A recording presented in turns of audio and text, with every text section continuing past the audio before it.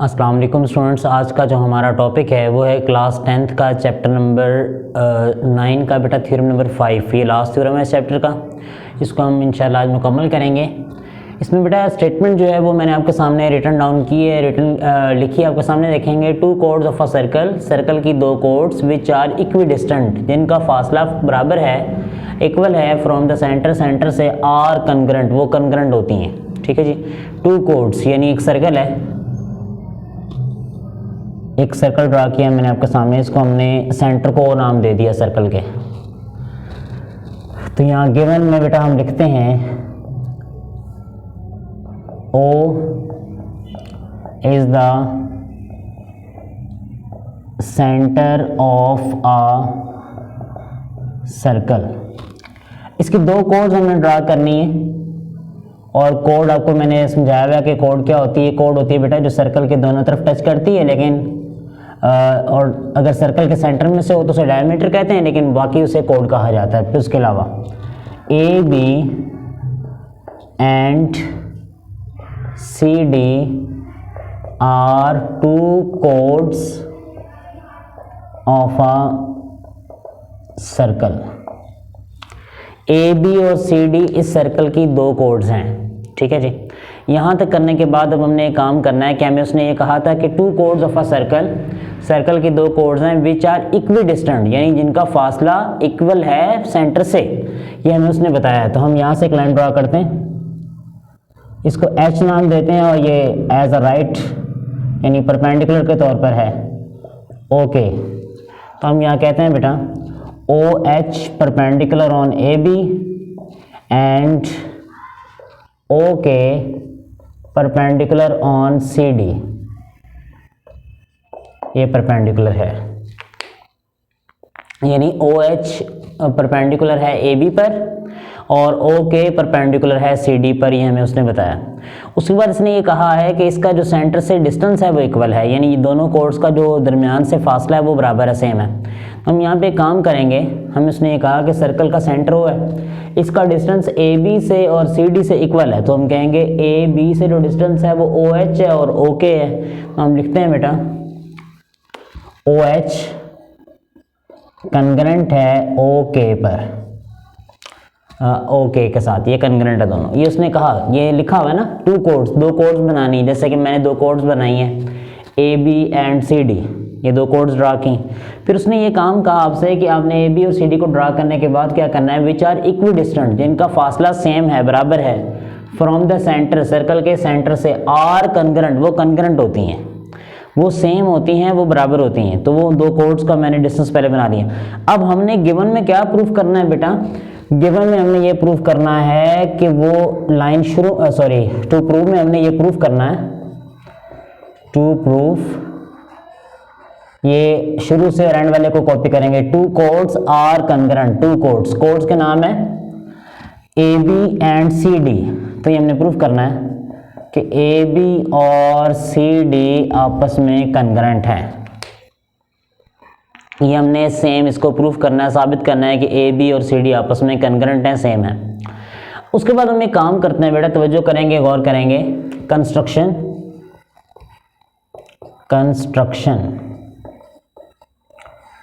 उसमें मैं एक काम करता हूं कि मैंने ओ को ए से और ओ को सी से मिलाया। तो यहाँ इंग्लिश में लिखते हैं बेटा हम join O with A and C, O को ए और सी से मिलाया, यानी यहाँ तक हमने। अब हमें थ्योरम क्या गिवन था, मैं एक दफा रीड करता हूँ। Two chords of a circle are which are equal distance, यानी दो कोड्स हैं जिनका डिस्टेंस इक्वल है, फ्रॉम द सेंटर, सर्कल के सेंटर से, आर कंकरेंट, वो कंकरेंट होती हैं, सेम होती हैं, ये हमारा टॉपिक था। तो हमने एक काम किया है, वो काम क्या किया बेटा, मैं रिपीट करता हूँ। हमने सबसे पहले गिवन में दो कोड्स का जिक्र किया कि हमने O is the centre of a circle, O circle का सेंटर है, और ए बी और सी डी दो कोड्स बनाई हैं सर्कल की। फिर हमने ओ एच एक परपेंडिकुलर ड्रा किया ए बी के ऊपर, और ओ के परपेंडिकुलर ड्रा किया सी डी के ऊपर, और हमने कहा ओ एच और ओ के इक्वल है, क्योंकि उसने कहा डिस्टेंस वो सेंटर से, दोनों कोड्स का जो सेंटर से फासला है, डिस्टेंस है, वो इक्वल है। हमने प्रूफ क्या करना था कि ए बी और सी डी दोनों कोड्स आपस में कंकरेंट होनी चाहिए। कंस्ट्रक्शन में हमने ओ को ए और सी से जो है वो मिला दिया है। ठीक है जी। अब प्रूफ करेंगे, प्रूफ स्टेटमेंट्स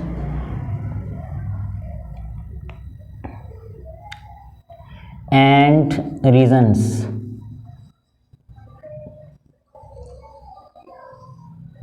अब बेटा ट्राइंगल का नाम है in triangle O A H and 1-to-1 correspondence to triangle O C के। ये दो ट्राइंगल्स हैं मेरी डायग्राम में बनी, मैं ज़रा रीड करता हूँ, ओ ए एच ओ सी के। अब ये दो ट्राइंगल्स को हमने ये प्रूफ करना है कि क्या ये दोनों ट्राइंगल, जिस तरीके से हमने ये बात की कि ये आपस में इक्वल होनी चाहिए, ये क्या इक्वल हैं कि नहीं, यानी ट्राइंगल्स इक्वल होंगी, फिर उनके बाद वो कोड्स को आपस में इक्वल करेंगे। तो यहाँ एक बात करते हैं, ज़रा तवज्जो करिएगा, गौर करिएगा। ट्राइंगल के कुल 6 एलिमेंट्स होते हैं, ये बात मैंने आपको बताई हुई है। 6 एलिमेंट्स में 3 बेटा साइड्स होती हैं और 3 एंगल्स होते हैं, ठीक है जी। तो इन ट्राइंगल की 3 साइडों के नाम क्या हैं बेटा? ओ ए एच ओ एच, ऐसे ही ओ सी के ओ के, ये इनके साइड्स के नाम हैं, हमने पढ़े हुए हैं। इसमें से सबसे पहले हम ये देख सकते हैं कि गिवन में क्या कोई चीज़ आपस में इक्वल है? जी बिल्कुल लिखा हुआ है। ओ एच कंकरेंट है ओ के, तो ओ एच आपको नज़र आ रहा है फर्स्ट ट्राइंगल में है और ओ के जो है वो सेकंड ट्राइंगल की एक साइड है। तो यहाँ लिखते हैं ओ एच कंकरेंट है ओ के, ये हमें गिवन से पता चला, गिवन, ठीक है जी। अब हम एक काम करते हैं बेटा, यहाँ तक लिखने के बाद एक काम करेंगे, वो किस तरह कैसे करेंगे कि ये लिखा हुआ है ओ एच परपेंडिकुलर है ए बी पर, ये परपेंडिकुलर का सिंबल है, और ओ के परपेंडिकुलर है सी डी पर। जब ओ एच परपेंडिकुलर है ए बी पर, तो इसका मतलब है जो ओ एच है वो ए बी पर परपेंडिकुलर है, तो ये जो एंगल बन रहा है ना, ये 90 का है, 90 का है। ऐसे ही जब ये ओ के परपेंडिकुलर है सी डी पर, तो ये जो एंगल बन रहा है ये 90 का है। इस एंगल को नाम देंगे ओ एच ए, यानी ये एच जो एंगल है ये दरमियान में आना चाहिए, एच पॉइंट। ए यानी ए एच ओ भी कह सकते हैं, O H A angle O H A concurrent है एंगल ओ के सी के, और ये हमें गिवन से पता चला कि ये दोनों एंगल आपस में 90-90 के हैं, 90-90 के हैं। इसके बाद हमने बेटा एक काम करना है, किस तरह करना है, कैसे करना है कि हमने दो चीज़ें इक्वल गिवन से देख के कर ली हैं। अब हम अपनी डायग्राम को देखते हैं कि क्या कोई और चीज़ आपस में इक्वल की जा सकती है। तो ज़रा तवज्जो करिएगा, ओ ए ओ सी, ये ओ ए जो है ना, ये ओ पॉइंट ओ सेंटर है सर्कल का, यहाँ से लेकर सर्कल तक लाइन है, ए तक, ए यानी सर्कल का पॉइंट है, सर्कल का वो है सरकमफेरेंस तक है ये। ओ ए और ओ सी ये दोनों सर्कल के रेडियाई कहलाएंगे, ये हमने पढ़ा हुआ है, रेडियस कहलाएंगे, क्योंकि जो सर्कल के सेंटर से सर्कल तक लाइन होती है उसे सर्कल का रेडियस कहते हैं। तो हम कह सकते हैं बेटा ओ ए कंकरेंट है ओ सी पर, और इसकी रीजन ये देंगे radii of the same circle, एक ही सर्कल का रेडियस, ठीक है जी, यानी ये दोनों एक ही सर्कल के रेडियस हैं। इनके बारे में बेटा जब हम आगे बात करते हैं, आगे ज़रा इसको इलेबोरेट करते हैं, समझाता हूँ मैं आपको कि ओ ए एच और ओ सी के ये ट्राइंगल की दो ट्राइंगल्स हैं, ओ ए एच ओ सी के। तो ये मैंने बात आपको समझाई थी कि ट्राइंगल के कुल 6 एलिमेंट्स होते हैं, 3 साइड्स और 3 एंगल, तो उनमें से आपने कोई 3 आपस में इक्वल करने होते हैं। तो वो मैंने 3 चीज़ें इक्वल कर ली हैं, ज़रा तवज्जो करें। ओ एच कंकरेंट है ओ के, ओ एच ए कंकरेंट है ओ के सी के, ये एंगल है, और ये जो है ओ ए कंकरेंट है ओ सी के, ये साइड है। ये 3 चीज़ें इक्वल हो गई। तो हम ट्राइंगल का नाम दोबारा लिखते हैं, ओ ए एच कंकरेंट है ट्राइंगल ओ सी के, side angle side, side angle side concurrent है साइड एंगल साइड के, और ये 90 एंगल ट्राइंगल है, तो आप इसको हाइपोटेनियस और साइड भी लिख सकते हैं, यानी हाइपोटेनियस और साइड कंकरेंट है, क्योंकि आपको पता है कि ट्राइंगल में 3 साइड्स होती हैं, एक को हाइपोटेनियस कहते हैं, एक को बेस और एक को परपेंडिकुलर। तो बेस परपेंडिकुलर को तो आपस में चेंज कर सकते हैं, लेकिन हाइपोटेनियस सेम रहती है क्योंकि वो 90 एंगल के अपोजिट साइड को कहते हैं, तो उसको आप उसी तरीके से हम लेके आगे हल कर सकते हैं, ठीक है जी। तो यहाँ तक ट्राइंगल आपस में इक्वल हो गई है। जब ट्राइंगल्स आपस में इक्वल होती है ना बेटा, तो ट्राइंगल की हर चीज़ यानी हर साइड दूसरी कोरेस्पॉन्डिंग साइड के इक्वल होती है, यानी और हर एंगल कोरेस्पॉन्डिंग एंगल के इक्वल होता है। तो हम ये कह सकते हैं ये जो ए एच साइड है ये वाली, ये अपनी कोरेस्पॉन्डिंग साइड सी के इक्वल होगी। तो हम यहाँ लिख सकते हैं बेटा ए एच कंग्रेंट है सी के, और यहाँ इसकी रीज़न दे सकते हैं कोरेस्पॉन्डिंग साइड्स ऑफ कंग्रेंट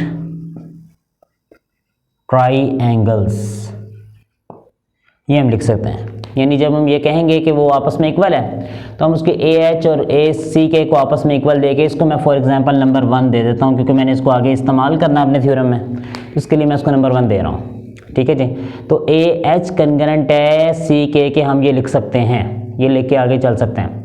असल में जो हमारा हदफ है वो हमारा बेटा हदफ लिखा हुआ है टू प्रूव में, वो लिखा हुआ है कि हमने प्रूव करना है कि A B and C D आपस में कंग्रेंट है। ए बी साइड ये है, इसका ट्राइंगल से रिलेशन नहीं है इस तरह, क्योंकि ये ट्राइंगल की साइड ए एच है, ये उससे बड़ी साइड है, यानी ये साइड उस साइड से बड़ी है। थ्योरम नंबर 4 में मैंने ये बात आपको प्रूफ करवाई हुई है। और इसी तरह सी डी साइड जो है वो भी सी के से बड़ी साइड है, सी के ट्राइंगल की साइड है, लेकिन सी डी जो है वो ट्राइंगल की साइड से बड़ी है। ठीक है, तो हम एक काम करते हैं, मैं इसको बेटा रेस कर रहा हूँ, ये आप लोग पहले नोट कर लीजिएगा। ठीक है, उसके बाद क्योंकि ये हम जो नेक्स्ट काम करने लगे हैं वो इसका जो है वो फिर आपको नज़र आने का थोड़ा मसला होगा, तो ज़रा गौर करिएगा।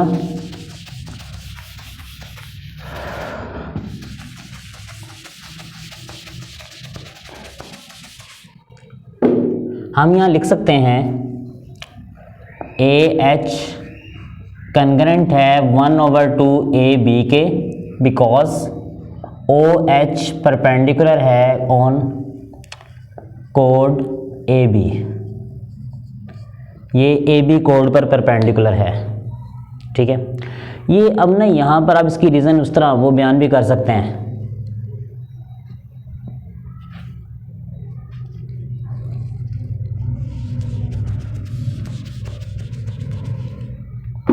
perpendicular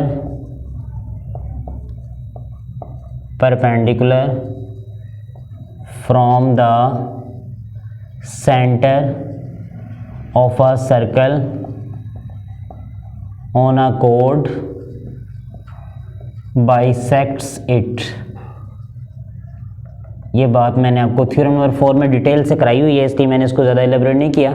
मैंने आपको ये बताया था वहाँ पे, मैं एक दफ़ा थोड़ा सा एक्सप्लेन करके आगे चलता हूँ कि एक सर्कल है, इसका सेंटर ओ है, ये कोड है इसकी ए बी, इससे अगर इसके ऊपर एक परपेंडिकुलर ड्रा किया जाए तो वो इस परपेंडिकुलर जो होता है बेटा वो इस कोड के दो पार्ट्स बना देगा, इसको दो बराबर हिस्सों में डिवाइड कर देगा, यानी ए एम और बी एम आपस में इक्वल होंगे, ए एम और बी एम आपस में इक्वल होंगे। लेकिन अगर मैं ये आपसे कहता हूँ, फॉर एग्जांपल मैं आपसे कहता हूँ बेटा ए एम ए बी के इक्वल होगा, यानी ए एम ए बी के, ये तो कभी भी नहीं हो सकता, वो देखे ना ए एम साइड छोटी है और ए बी साइड बड़ी है, तो आप फौरी तौर पे कहेंगे कि सर ये तो मुमकिन नहीं है कि ए एम जो है वो ए बी के इक्वल हो जाए। ठीक है, जैसे मैंने यहाँ पे कहा कि ए एच ए बी के इक्वल होगा, अगर मैं आपसे ये कहूँ कि ओ एच जो है वो परपेंडिकुलर है ए बी कोड पर, तो हम अगर कहते हैं ए एच और बी एच इक्वल है, वो बात तो ठीक है क्योंकि दो बराबर हिस्सों में डिवाइड हो रहा है। लेकिन अगर मैं आपसे कहता हूँ ए एच और ए बी आपस में कंग्रेंट है तो वो सेम नहीं हो सकता, तो इसलिए मैंने इसको 1/2 से मल्टीप्लाई कर दी है बड़ी साइड को, ए बी बड़ी है और ए एच छोटी है। यही काम हमने सेकंड वाले में भी करना है। इसकी जगह वो मैंने आपको बताया था ना कि आप ये भी लिख सकते हैं, यानी ओ एच परपेंडिकुलर है ए बी पर, इसको भी मेंशन किया जा सकता है। ऐसे सेकंड वाले में भी ये काम करते हैं, इसको बेटा हम नंबर 2 दे लेते हैं, सी के कंग्रेंट है 1/2 सी डी के, इसको नंबर 3 दे के आप इसको सेम यानी जो आपने ऊपर लिखा है इसको नीचे कॉपी कर सकते हैं, और उसकी रीज़न में आप ये भी लिख सकते हैं कि O K perpendicular on C D, कोड सी डी पर परपेंडिकुलर होने की वजह से ऐसा हुआ, यानी ओ के परपेंडिकुलर ऑन कोड, यहाँ कोड लिख के सी डी लिख सकते हैं, ये भी लिखा जा सकता है। ठीक है जी, तो ये हम दो बातें पहले प्रूफ कर चुके हैं। ठीक है, तो हम ना ये चीज़ हमने ए एच कंग्रेंट है सी के पर, ये हमने ऑलरेडी प्रूफ्ड, पहले हमने प्रूफ किया, वो जो मैंने आपको इससे पीछे लिख के दिया था उसमें नंबर 1 जो मैंने पॉइंट दिया था उसमें ये बात हम प्रूफ कर चुके हैं। 1 में ये मैंने आपको बताया था कि ए एच और सी के आपस में कंग्रेंट हैं। ठीक है, तो ये बात मैंने आपको पहले इलेबोरेट की हुई है, मैं दोबारा एक्सप्लेन करता हूँ। अगर लिखा हो 4 + 2 = 6, 3 + 3 = 6 के, यानी ऐसे आपको लिखा दे दिया जाए तो आप फौरी तौर पे बेटा ये कह सकते हैं कि सर 4 + 2 = 6 है, 3 + 3 = 6 है, दोनों 6 के इक्वल हैं, तो हम कह सकते हैं 4 + 2 इक्वल है 3 + 3 के, यानी सेम को ऐसा इक्वल ले सकते हैं आप। यानी आप इस तरह कह सकते हैं कि जब ये 6 इक्वल है आपस में तो 4 + 2 3 + 3 के इक्वल होगा। यानी अगर दो इक्वेशंस की एक साइड आपस में इक्वल हो जाए तो दूसरी साइड अंडरस्टूड सी बात है आपस में इक्वल होगी। तो यही बात अब यहाँ पे इस्तेमाल करने लगा हूँ। AH कंकरेंट है 1/2 AB के, CK कंकरेंट है 1/2 CD के। तो इन दोनों से आपको नजर आ रहा है कि AH कंकरेंट है CK के, AH और CK कंकरेंट हैं। जब ये दोनों कंकरेंट हैं, ये दोनों आपस में ये सेम है ना, ये लिखा हुआ है यहाँ पे ऑलरेडी 1 में हमने प्रूफ किया कि ये और ये इक्वल हैं, तो ये दोनों भी आपस में इक्वल होंगे। हम लिखेंगे 1/2 AB कंकरेंट है 1/2 CD के।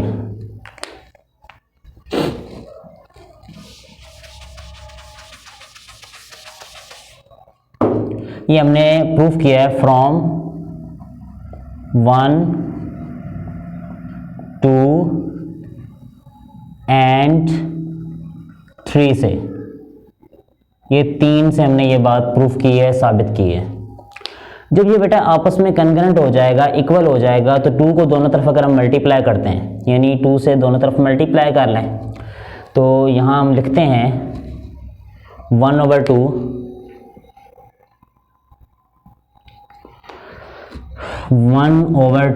AB multiply with 2 1/2 CD multiply with 2 multiply by 2 से मल्टीप्लाई किया तो बाकी रह जाएगा AB कंकरेंट है CD पर। तो इससे ये साबित हो जाएगा कि AB और CD दोनों कोड्स आपस में कंकरेंट हैं। तो बेटा इसको अपने एंड पर हल करिएगा, समझिएगा। ये इस चैप्टर का लास्ट थ्योरम है। इन 5 यानी चैप्टर नंबर 9 में 5 टोटल थ्योरम्स हैं, इनमें से एक लाजमी बोर्ड के पेपर में आता होता है। इसको अपने एंड पर सॉल्व करें, हल करें। कोई सवाल है तो बेटा कॉमेंट सेक्शन में पूछिएगा। इंशाल्लाह नेक्स्ट लेक्चर तक अल्लाह हाफिज़।